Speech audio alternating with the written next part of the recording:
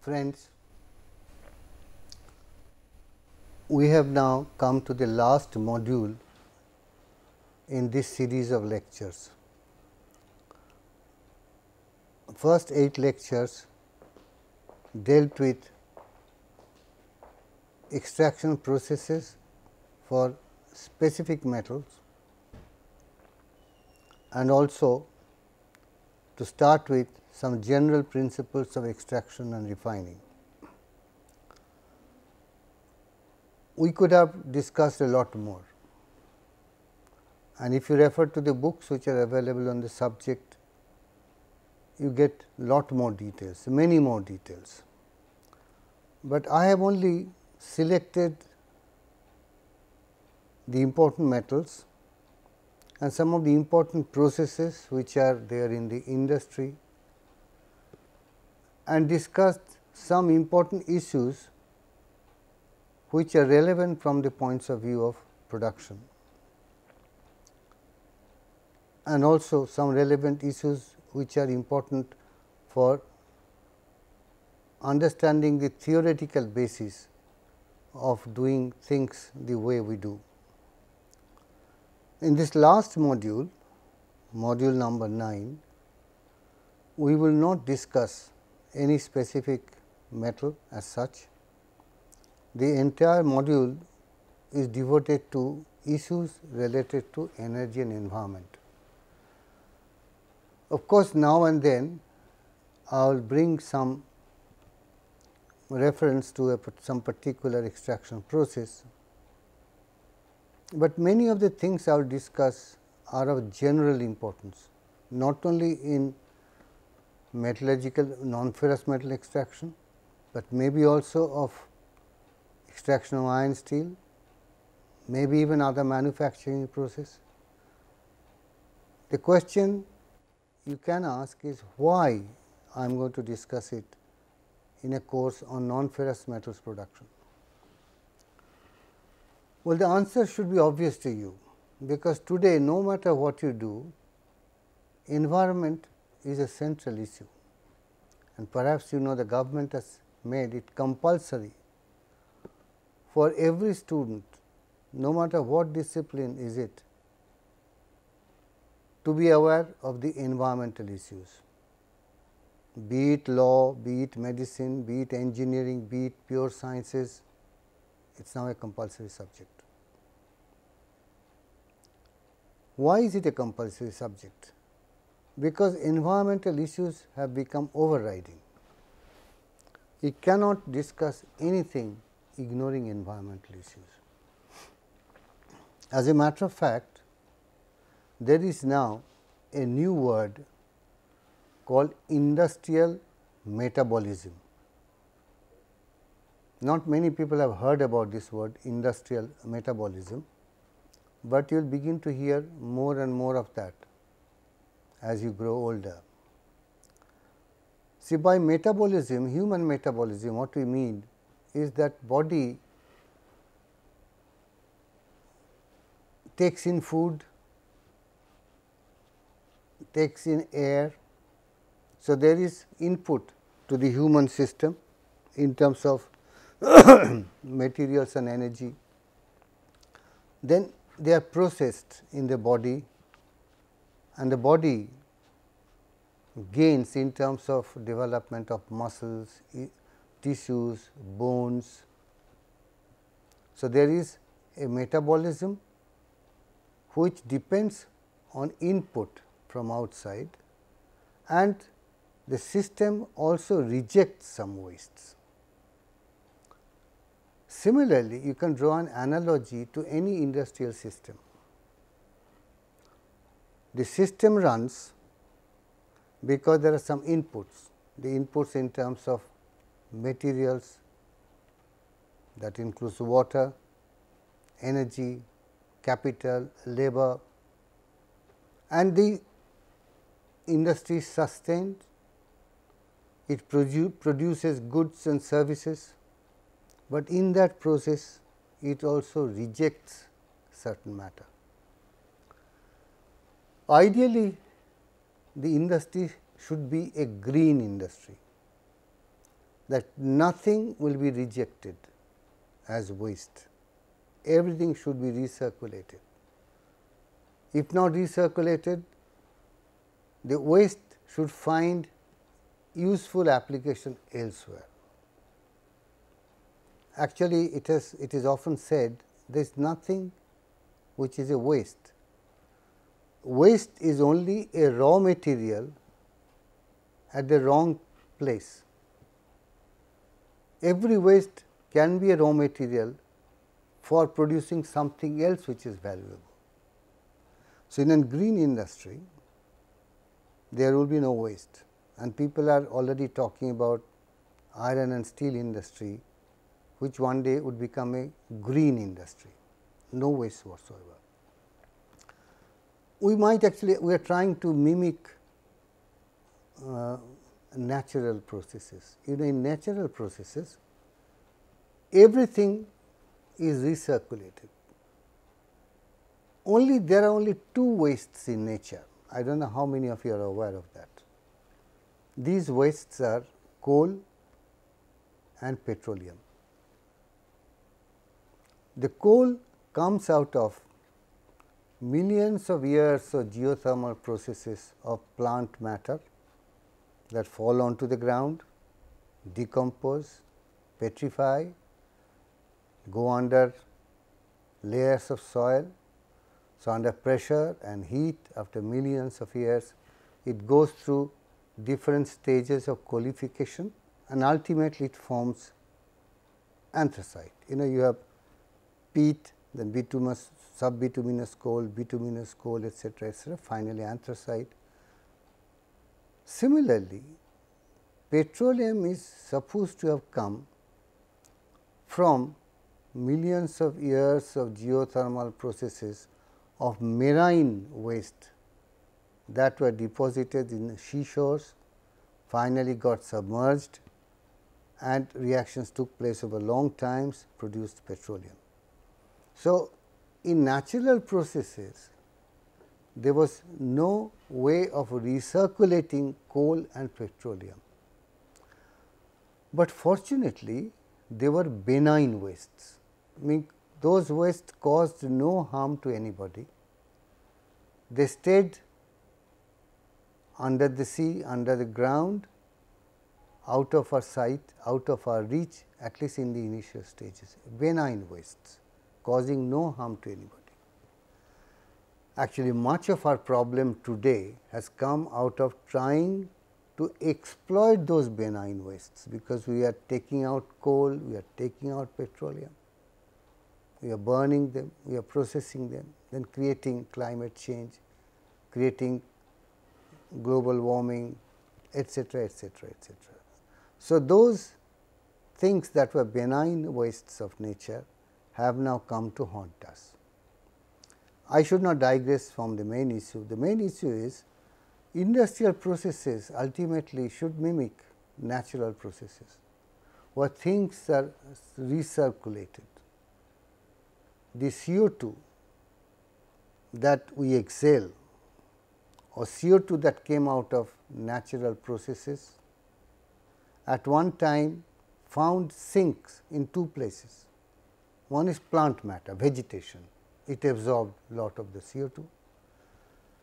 About 30% CO2 went into the sea, because sea also needs CO2 for growth and sustenance of the marine organisms, be it algae, be it plants, be it animals, they all also need carbon. That came out of the CO2 which was absorbed from the atmosphere.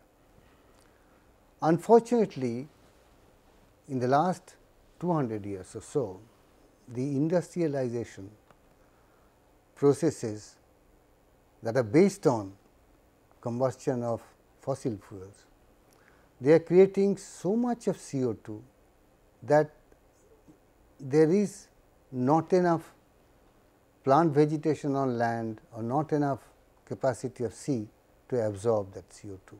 There is an excess CO2.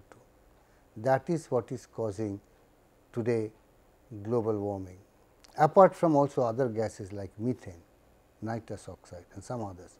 but CO2 is the main culprit, not because it is the most potent, actually CH4 is more potent weight for weight, but the sheer amount of CO2 being generated by modern industry is what is alarming. And that is why we must know what are the issues, and in these issues what role do industries play, what role does non-ferrous metal industry play. Even if it is not that substantive, it is our duty to see how things can be minimized. So, we will get into these issues and we will make some specific reference to non-ferrous metals production. Now, let us look at this slide. There have been some discussions on issues related to energy and environment earlier when we considered extraction of non-ferrous metals. Here, we will discuss the subject in more detail. What are the learning objectives in this module? They have been listed as follows. To understand the importance of energy and environment related cases in extraction processes, to understand the cost of development. I will explain this term cost of development. We talked about development, but development comes at a cost. To begin to live in a more prosperous manner, to become a more developed country, we have to lose out somewhere. Where we lose out, I would explain. The third point is to understand the scope of energy reduction in extraction processes.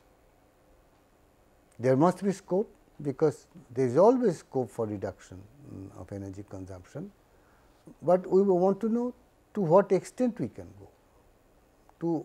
We have seen in the earlier lectures that if we recirculated scrap, then our energy consumption is less.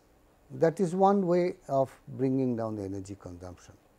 But more important will be if we have an extraction process, how do we cut down on energy requirement, and then consequently the CO2 generation would also be decreased. Now, lastly, and this is very important, there are many terms we often use very loosely.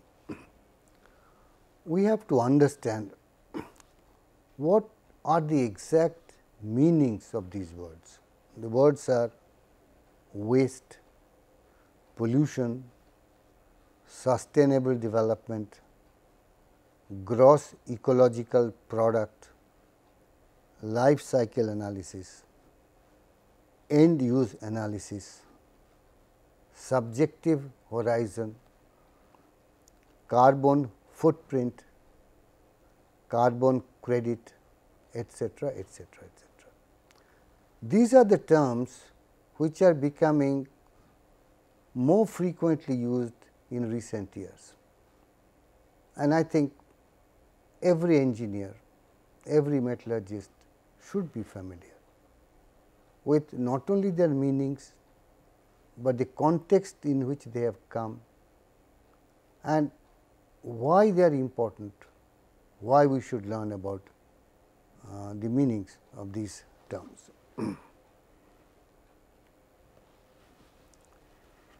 When we were students, I was an undergraduate student in IIT Kharagpur from 1962 to 1966. Now, at that time, we had never had discussions on energy, environment, quality, management principles, etc., etc. If at all they were mentioned, they were brushed off as soft subjects. Soft subjects which you pick up as you go along in life.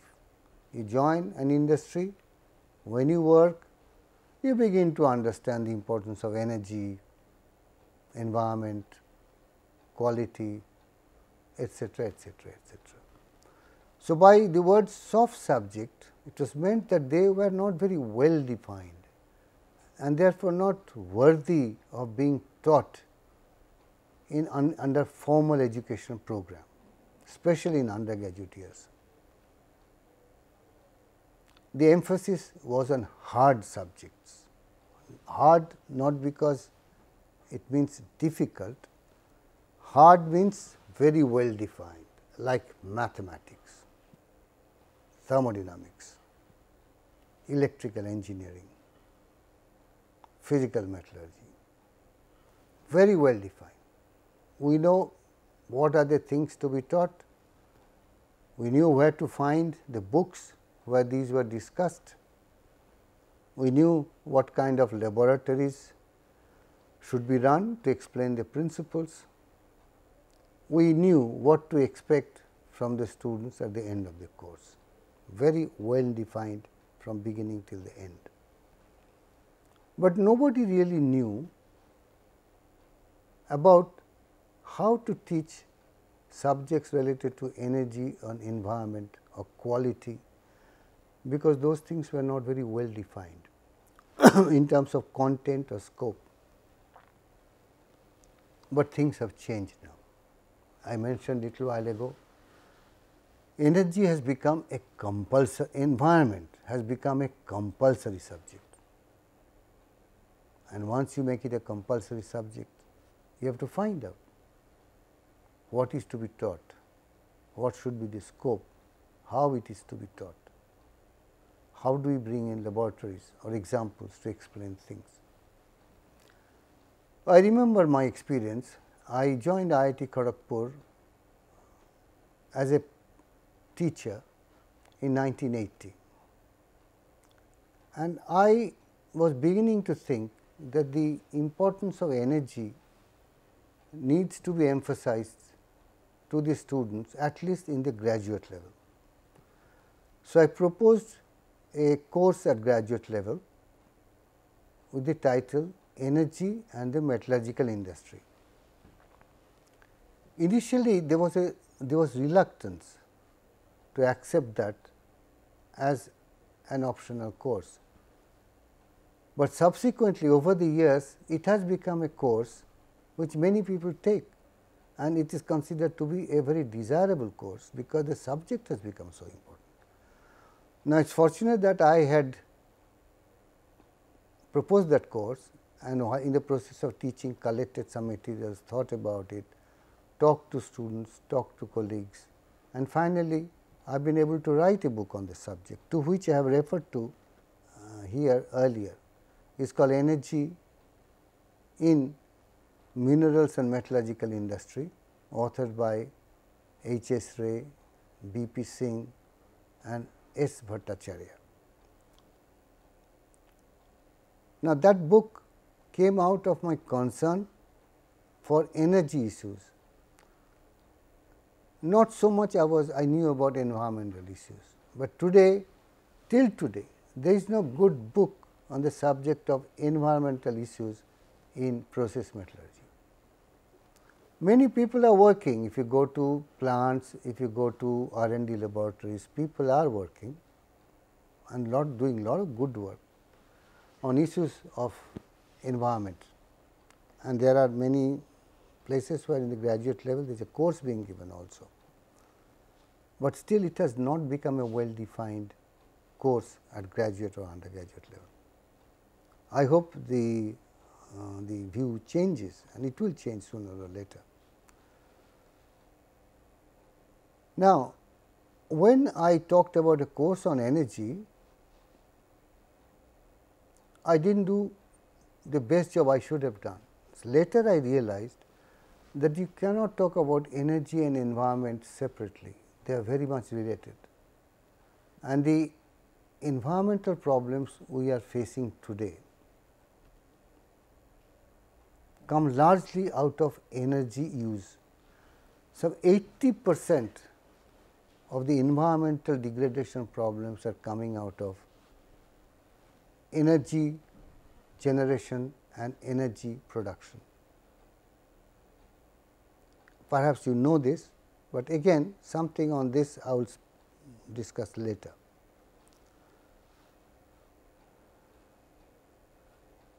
Actually, now people are talking about two things. We have to tackle the problem by first of all trying to see how we consume less energy, and then if we have ended up using energy, what do we do for remedial measures? How do we tackle the bad effects? Now, in the global context, the issues are combustion of fossil fuels, CO2 emission causing global warming and climate change. People are talking about alternate energy sources that will not depend on carbon. Now, here there is another word. People are saying we need decarbonization of the industries, means cut down on carbon consumption. They say we also need dematerialization. We need consumption of less materials, because if you consume less materials, you will produce less waste. So, you know that demilitarization is desired for world peace, but for world survival today, we need decarbonization and dematerialization, cut down on carbon consumption, cut down on material consumption. We are talking from the global perspective. In the local context, environmental issues are related to energy use, which destroy the environment in and around industries. There are urban wastes, chemical wastes, there is problems with drinking water. So, there are all kinds of issues related to environmental degradation. What are the basic issues? The basic issues are the following. There are today serious environmental problems arising out of our industries. Non-ferrous metals industries have a significant role in countries' development and consequently environmental degradation as well. Policies and measures for environmental management are becoming more stringent, because the government is becoming more aware. There are also social groups which put pressure. At one time, people talked about end of pipe solution. What is end of pipe solution? End of pipe solution means let things happen, let them go through the pipe. At the end of the pipe, if there is a problem, we will try to solve it. So, the emphasis was on allowing things to happen, then tackle the issues that created problem when things have happened. That is called end of pipe solution, but end of pipe solution is no longer acceptable. This is a wrong approach. Like that somebody says I will eat whatever I like, and if I have an indigestion, I will go to the doctor, he will cure me. This is an end of pipe solution. That is no longer acceptable. The ideal is not to eat things that can give you problem. You eat well, eat correctly, so that you do not have the need of a doctor at the end of the day. So, end of the pipe solution is when problems are generated by a process not changed in time or not changed adequately, and you have problems, you try to find technological solutions. There is now need to redesign product and the process to minimize waste generation at all stages. And by this waste, I mean gaseous waste, liquid wastes, solid wastes. Then environmental planning starts with awareness trainings, selection of right technology, product mix, and in-plant practice, long-term vision and commitment. So, if you do not want end pipe solution, then we need to do this, that we be more careful from the beginning. Prevention is better than cure. We are not talking about curing, we are talking about prevention of the environmental degradation problems as far as we can, and for that we need to have environmental planning right from the beginning, and to do that we have to select the right technology. We have to train people about environmental issues. We need to find out what product mix we should use, what kind of product we should produce which would have least impact on the environment, what kind of in-plant practice we will have, and we need a long-term vision, and we need a long-term vision and commitment. Long-term vision is another term for a longer subjective horizon. A subject horizon means to what distance somebody looks at. Let me give an example. Suppose you have a car and you find that the engine is not efficient, you are wasting a lot of fuel, and somebody says you buy this accessory which costs say 10,000 rupees attached to the carburetor, your fuel combustion will be more efficient and you will be saving with the kind of running you are doing 500 rupees every month. But you have to put 10,000 rupees now to get that attachment to be connected to the carburetor. Now, there are two kinds of thinking in this. Some people will say 10,000 rupees, that is far too much, I cannot afford. This man does not have a long, his subjective horizon is short. Like if you go to those who are running commercial vehicles like buses or taxis, they go from day to day, they can't think of a long term vision. But see what this seller has mentioned. If you are saving 5,000 rupees, 500 rupees I mentioned, increase it a bit, say make it 5,000, 1,000 per month, or let us go back to 500 rupees, it is all right. 500 rupees a month means in 6 months it will be 3,000. In 1 year you are saving 6,000. In 2 years time you save more than what you had invested to start with, and after the 2 years you are at a profit of 500 rupees every month. Now, if you have a subjective horizon of 2 years, means if you can think up to that far, you will find this to be a very profitable proposition, that yeah, let me buy that gadget for 10,000 rupees, attach it to the carburetor. After 2 years we are not gaining, after 2 years we gain all the way. So, that is the idea of subjective horizon. This needs a long term vision. Many industries do not have it. And when you have a long term vision, along with must need a commitment, means it is not that you are committed on Monday and by Saturday you have forgotten about it. If you are committed today, you will be committed 6 months from now, you will be committed 6 years from now. That is the kind of management that is required today. Now, let me go through some definitions.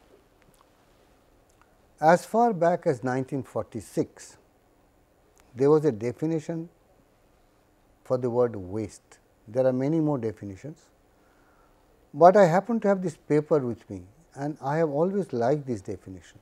It says, waste in its strict sense is non-use, spoilage, loss or destruction of either matter or energy that is usable by man and other living creatures.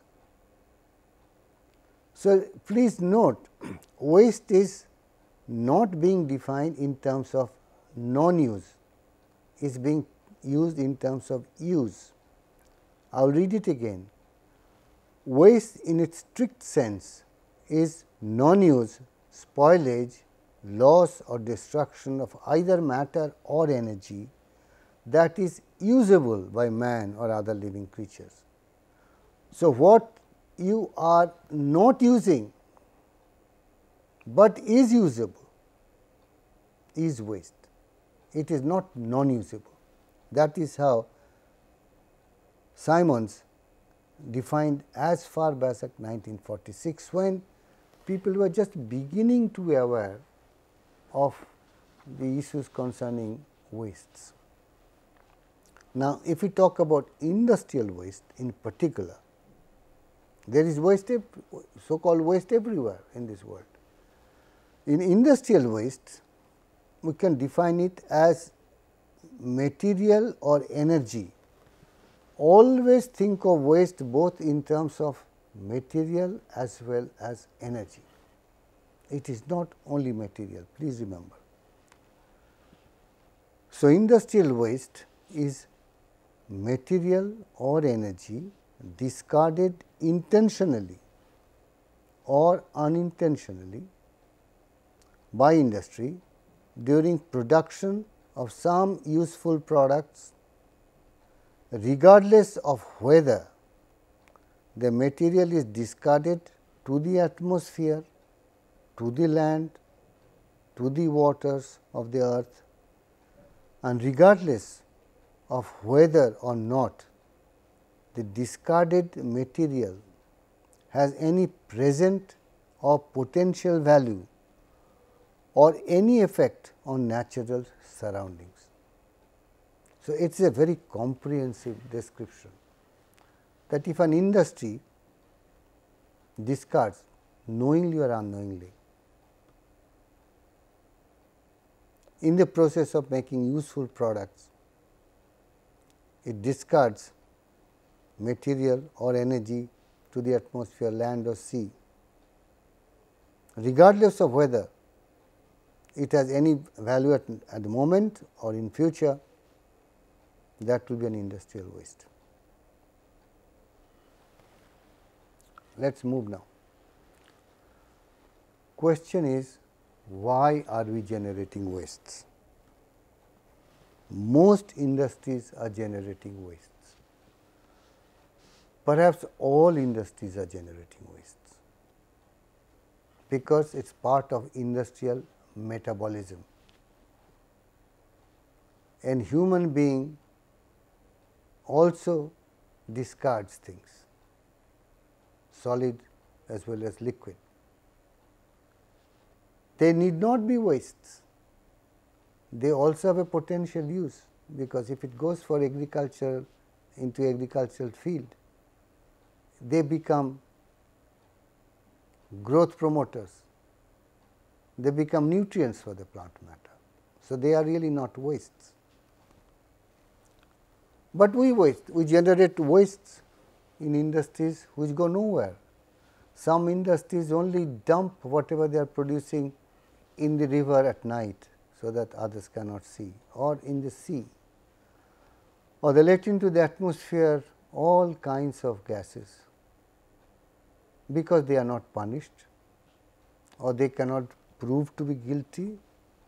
Maybe they do not know, sometimes they know, but still they do, because they think if they try to stop that, they will have to change the process, or if they want to bring in remedial measures, they will incur additional expenditure. Why are we generating wastes?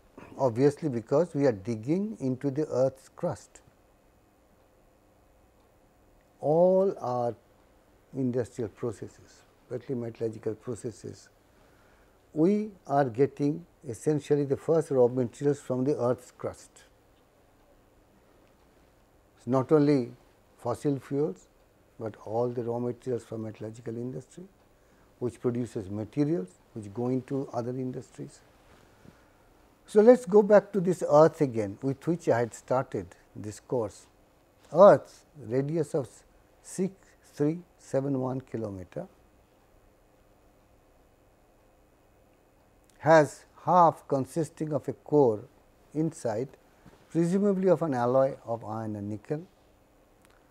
Then there is an intermediate layer of 2870 kilometer thick, which is thought to consist of silicates of magnesium, iron, chromium, and also sulfides, tellurides and selenites. About this we do not know too much, but people have found by many studies to come to such a conclusion. The most important thing which is of our concern is the crust. We say the crust of about 30 kilometer thick is ordinarily accessible portion comprise, that is what we call crust, but normally we can access only about 3 kilometer level at the top, and this can be, samples can be taken out of this by deep boreholes. Some boreholes for petroleum have reached a depth of 600 meters, but generally we will say 3 to 4 kilometers is where we know what all things are available. So, when you talk about abundance of elements forming Earth's crust, we talk of only the top 10 kilometer or so of the crust, including the atmosphere, and this includes the atmosphere, mind you, because when we think of crust, do not forget oceans are part of that. Oceans are also on top of Earth, and the atmosphere also is part of the crust. Now, I had given long time ago in this series of lectures a table giving figures of relative abundances. Now, I am showing it in a form which is more friendly, viewer friendly. We are putting it in a logarithmic scale in terms of abundance. This is the abundance is logarithmic scale, and this is, these are the elements plotted according to atomic number. Now, you know, out of all these elements, we have seen the very large number are actually non-metals. Non-metals are, first of all, we take out iron, take out halogens, they take out some elements which are not considered metals, because metals have certain features, but a large number of them are metals. Now, if you look at it, the highest percentage is oxygen, that includes the oxygen in the atmosphere also. Then comes silicon, then comes aluminum. You will find them all at the peak. Here is aluminum. You will find iron here. Then you find calcium, it will be somewhere there, calcium. Sodium is here, potassium, magnesium, hydrogen, titanium, chlorine, phosphorus. Now, very interestingly, it is not necessary that element which is very relatively more abundant is more common. I will emphasize it again and again, it is not so. It depends on utility value, it depends on how easy or how difficult it is to obtain from ores and minerals. So, we may say we see something is very abundant, but it does not make it more common. Like silicon is the second most abundant element, but you do not see silicon so commonly in everyday use. It does not have the right kind of properties. Silicon became very important when electronics came into human civilization. That is when silicon became very important. But in our everyday thing, silicon is not as important iron or aluminum. So, you understand that out of all these elements, we have discussed actually extraction of quite a few, maybe at least 25 or so elements out of these we have discussed. Others we have left out because maybe they are not so important or processes are very similar. Besides that, there was not enough time as well. But please remember, the 12 most abundant elements account for 99.5% by weight of the crust, and I have listed the 12 most abundant elements 1, 2, 3, 4, 5, 6, 7, 8, 9, 10, 11, 12. These are the 12 most. All other 86 elements together form 0.5%. Various geochemical factors have made distribution non-uniform. That is why we are able to produce some elements, although relative terms in the earth's crust they should not be so abundant, but somehow they have been segregated in some pockets here and there. And because that has happened, we are able to produce them. Had everything been distributed uniformly, it would be very difficult, like it happens in the case of seawater. In seawater, there is a uniform distribution, so it will be very difficult. But there are some places in seawater when there are concentrated sources. Sea nodules is one, some sea organisms are others which accumulate in them certain elements, say like iodine. Iodine was first found out from sea algae. So, fortunately, distribution is not uniform, but one or two generalizations we can make, which is very clear.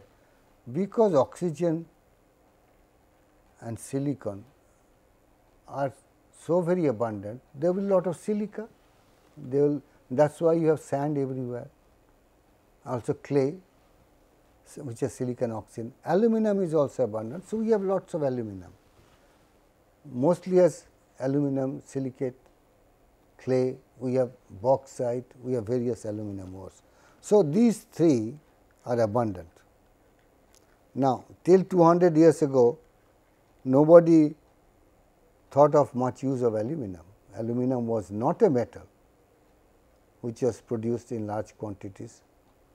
It could not be produced in large quantities because there was no electricity, there was no Bayer's process before the middle of 19th century. But today we cannot think of a world without aluminum. Silicon, we still have not found widespread use in our everyday life, but aluminum we have found.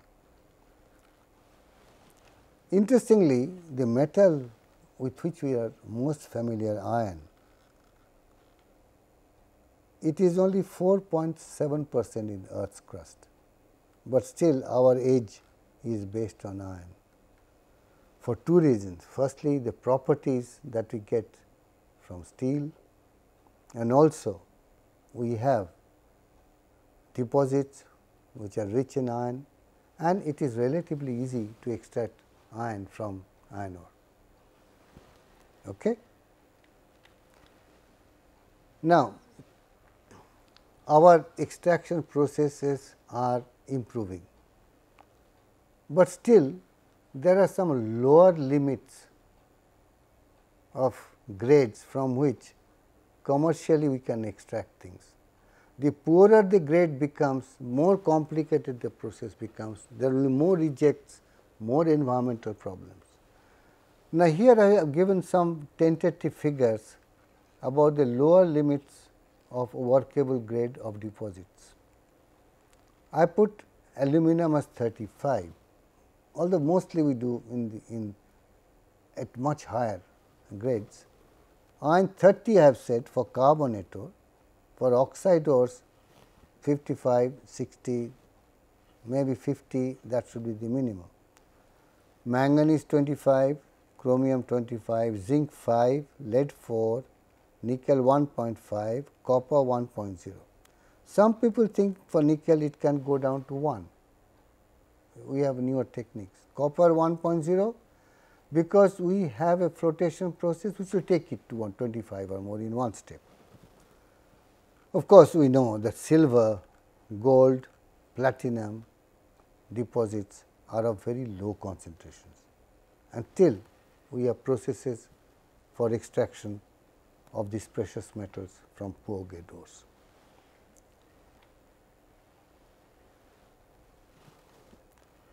Now, coming back to the environmental problems that come in metallurgical industries, here is a comparison of hazardous wastes that is produced in different industries. This is hazardous waste, means something which is not benign waste. It is not a waste will cause no harm to anybody. These are wastes which are harmful. Here is a scale in terms of liters production per employee per year. We have taken a strange kind of parameter. Foods and beverages, textiles, they all produce hazardous wastes. Then we have here, I will have to find out what this is. Wood products, paper, printing. You see, chemicals, petroleum and coal industries produce a lot of hazardous waste. Non-metallic products also produce. Basic metal products is where maximum hazardous wastes are produced. Basic metal products. Then we have fabricated metals, transport equipment, other machinery.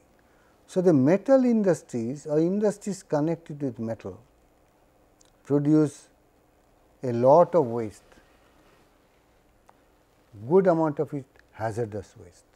So, there is tremendous importance of environmental issues in relation to metal industries. We can no longer ignore them.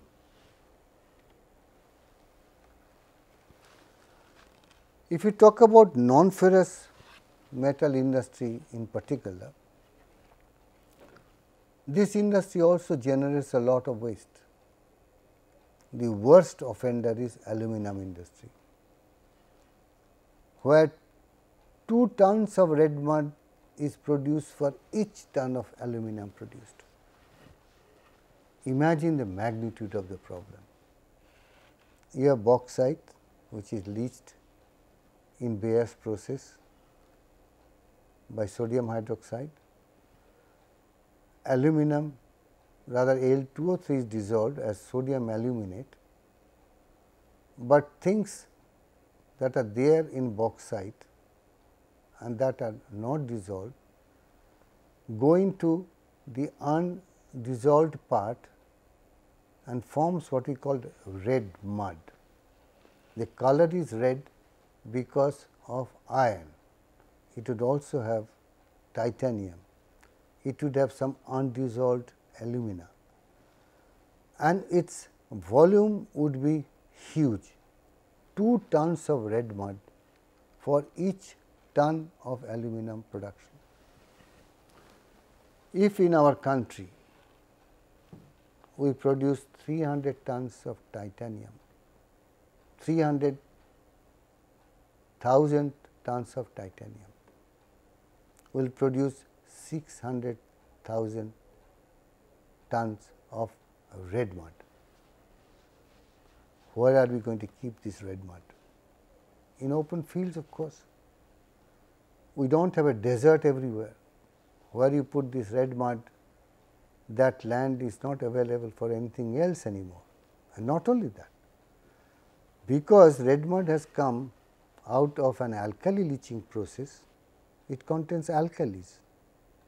Not a very happy situation when alkalis come out of that red mud dumps and go in the surrounding areas.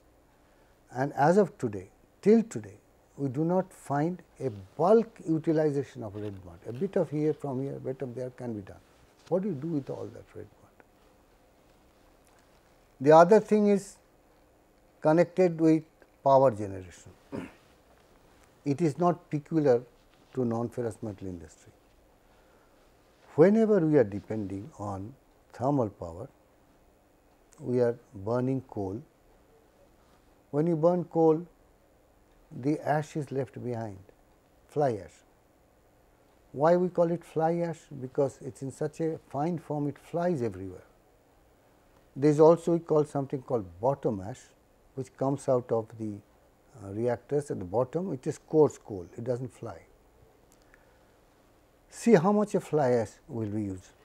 Over the years, the grade of coal that we were mining has become poorer and poorer in our country. When we were students, 20-22% ash coal were found. Today, it has generally gone to 35-40% ash. So, now many industries talk about importing coal from elsewhere where the ash content is less.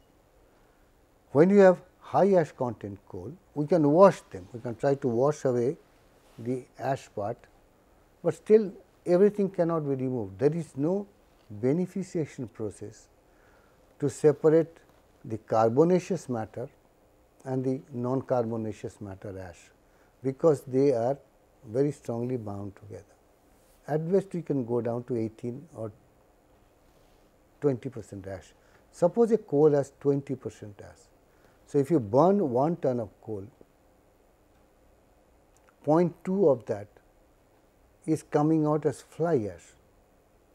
It flies into the air, it goes all in the surroundings, it covers the fields, it covers the rivers, it covers everything. And if you are careful to take it out at a certain manner, you have to put it at one place. What do you do with this coal ash? Fortunately, some uses have been found for coal ash, because coal ash is now going for making embankments. People are trying to use coal ash, from coal ash trying to make building materials.